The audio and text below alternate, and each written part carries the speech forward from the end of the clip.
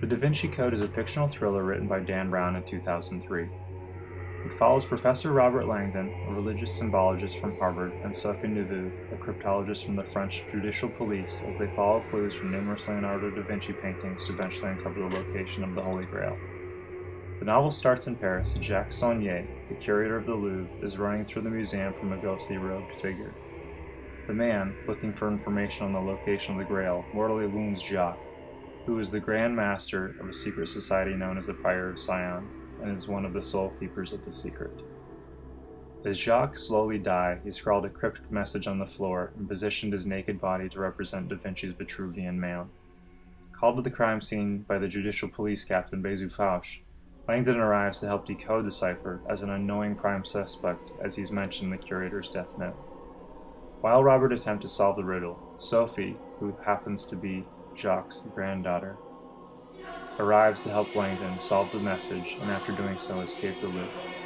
The answer provides another clue which leads them to a hidden key behind Da Vinci's Madonna of the Rocks. The key is paired with an account number and address. They successfully evade the police and escape the Louvre, racing through the streets of Paris. The address leads to the Paris branch of the Depository Bank of Zurich. The key unlocks a safety deposit box containing a rosewood box with the Priory's rose seal. It contains a cryptex designed by Da Vinci and engineered by Jacques. Without the combination for the cryptex, and running out of ideas, the two visit Sir Lee Teabing, a colleague of Robert's and a renowned Grail expert. They go on to find out that the secret of the Grail is that it isn't actual chalice, but rather Mary Magdalene for the baby of Jesus in womb.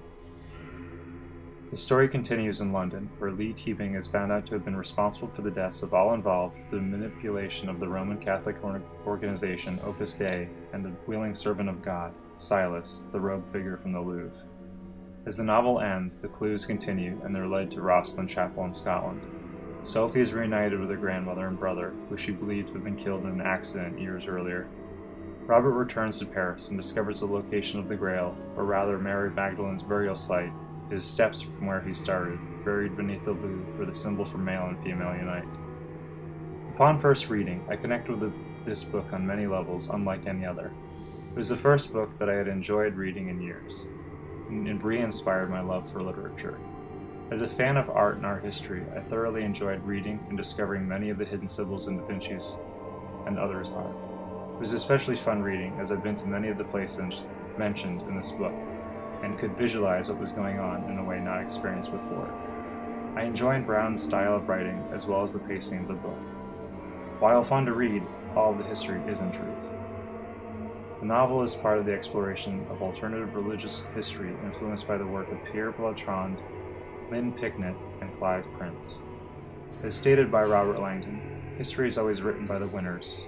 When two cultures clash, the loser is obliterated and the winner writes the history books, which glorify their own cause and disparage the conquered foe, a theme which is both present in the novel and seemed to be in the process of writing it.